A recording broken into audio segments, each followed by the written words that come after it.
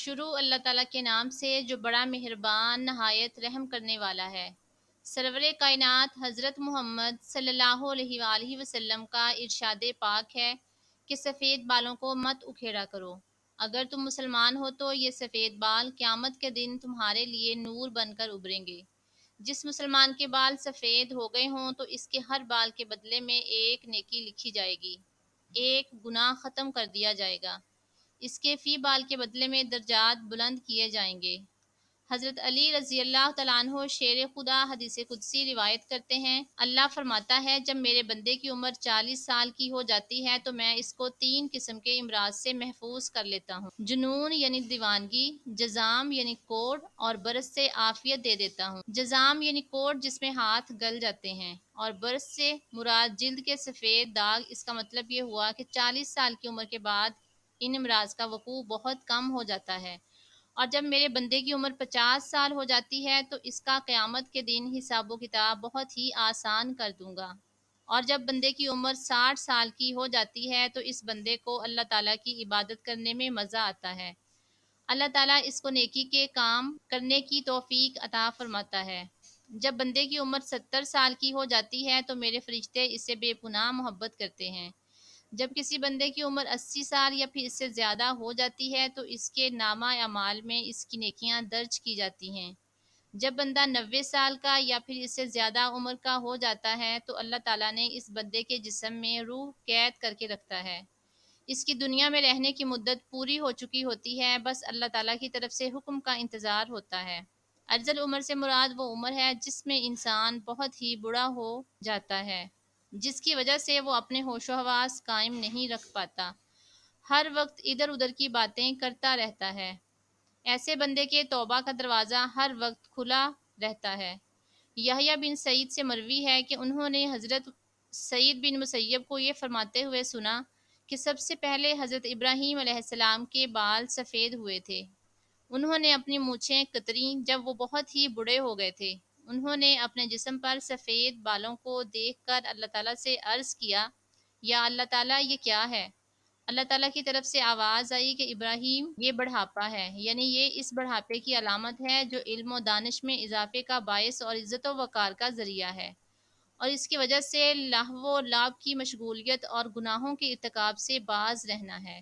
حضرت ابراہیم علیہ السلام نے عرض کی، اے اللہ تعالیٰ یہ تو بڑی نعمت و عظمت ہے تیری، لہٰذا یا اللہ تعالیٰ میرے وقار میں اضافہ فرما۔ حضرت محمد صلی اللہ علیہ وآلہ وسلم کا ارشاد پاک ہے، جو بندہ مومن ہو اور وہ بوڑھا ہو گیا ہو، یہ بڑھاپا اس کے لیے نور بن جائے گا۔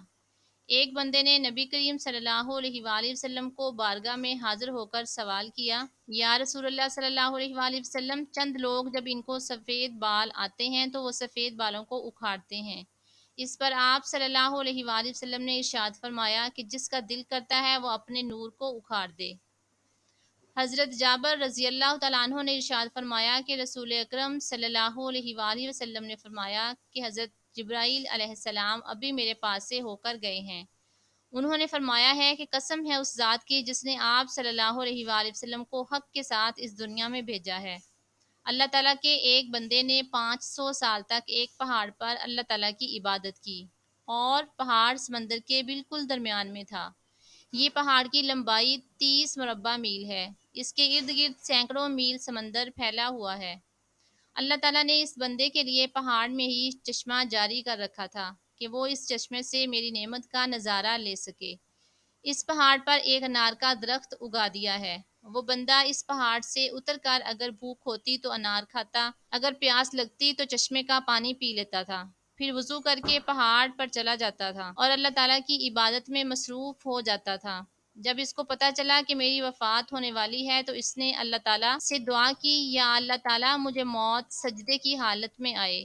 اللہ تعالیٰ نے اس کی جان سجدے کی حالت میں ہی نکالی۔ اس نے عرض کی کہ مولا میرے جسم کو محفوظ رکھا جائے، جب قیامت آئے تو مجھے سجدے کی حالت میں ہی اٹھایا جائے۔ اللہ تعالیٰ نے اس کے ساتھ ایسا ہی کیا۔ فرشتے فرماتے ہیں کہ ہم آسمانوں سے اترتے اور چڑھتے اس بندے کو سجدے کی حالت میں ہی دیکھتے ہیں۔